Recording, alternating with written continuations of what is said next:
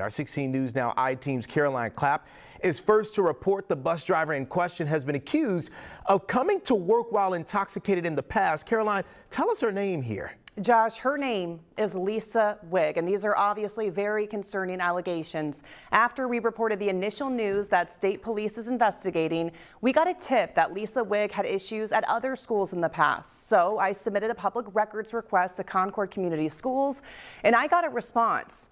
They say they hired Lisa Wigg as a bus monitor on September 8th, 2021.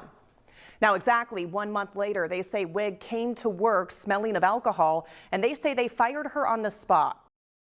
Elkhart Community Schools hired Lisa Wigg in December of 2021. That's just 2 months after she was fired from her job as a bus monitor at Concord Community Schools.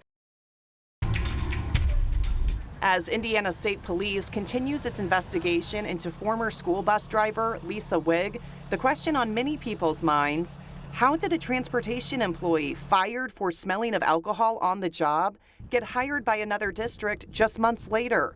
And many of those parents want to know, did one of the school districts involved fail to report information they were required to? The short answer is no. No laws were broken by either district, Concord or Elkhart, with the hiring and firing of Lisa Wigg. So let's break this down.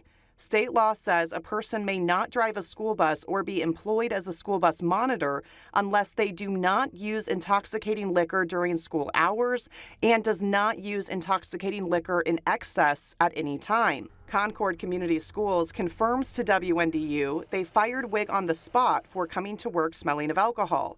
But here's the key. If a bus driver or bus monitor is fired for alcohol-related offenses in Indiana, the school district does not have to report that to the state. The Indiana Department of Education confirmed that on Wednesday. There is no state law. We drove to Indianapolis to point out this gap to state lawmakers. It's a busy week here at the Indiana State House, and I got the chance to speak to multiple state lawmakers who represent Michiana about this concern, and they say they're going to take a hard look at this and see if there's something that can be done in the next session. My initial reaction was shock and disappointment. We want to make sure our kids are protected. Well, I'm very concerned. We can't allow this to happen. And for a school bus driver to potentially get behind the wheel of a vehicle and endanger potentially the lives of all those kids, it's appalling. One of the most terrible things a bus driver can do, in your opinion, is driving drunk or driving with drugs in their system. I don't understand why they do that. The 16 News Now I-Team submitted a public records request back in February to the state.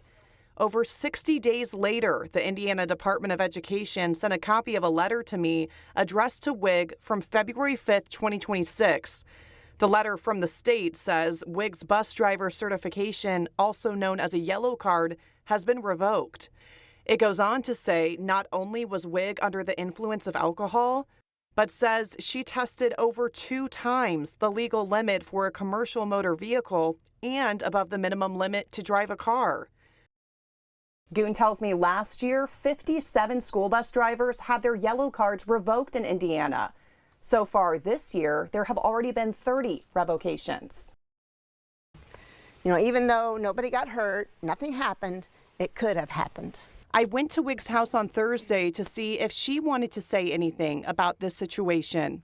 I received a few letters from the state that mentioned you were over 2 times the commercial limit for a bus driver and that you had children on board the bus that day. I just wanted to see if you had any comment to the situation. No? I haven't even got anything, so not right now until it goes further. Okay, but you did receive the letter from the state back in February? Yeah. Okay, but since then you haven't gotten any communication? I think they're still looking into it. With breaking news tonight, the former Elkhart Community School bus driver fired for suspected of being drunk while driving students will not be charged. Since the evidence of that breath test is considered tainted, it could not be used in a criminal proceeding. Becker's office says this should serve as a strong reminder that formal procedures must be followed by agencies that engage in transportation.